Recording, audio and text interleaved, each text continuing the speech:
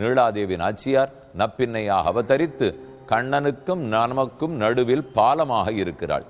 செந்தாமரை கையால் சீரார் வளையொலிப்ப, நீ வந்து திறக்க வேண்டும். தாமரை கை பகவானது, உன் கை செந்தாமரை கை. பெருமானுடைய திருக்கையை விட நப்பின்னையினுடைய கைக்கேற்றம். எங்கு சேவித்தாலும் பெருமாளும் இப்படி அபயம்னு வச்சிருக்கார், தாயாரும் இப்படி அபயம்னு வைத்திருக்கிறார்.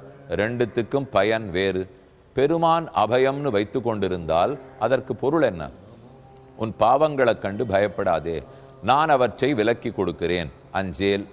அதே தாயார் இப்படி கையை வச்சிருந்தால் பகவானை பார்த்து பயப்படாதே, அவர் நீ சொல்றத கேட்டு உன்னை மன்னிக்கும்படி நான் ஏற்பாடு பண்ணி தரேன். அதனாலதான் செந்தாமரை கையால் சீரார் வளையொலிப்ப, உன் கைகளில் இருக்கும் வளையல்களெல்லாம் ஒலிக்க வேண்டும். வளையொலிப்ப வந்து திறவாய் மகிழ்ந்து, தேவரீர் கதவை திறந்து விட்டால்தான் நாங்கள் உள்ளே போவோம். அப்போதுதான் பெருமான் திருவடிகளே கிடைக்கும்.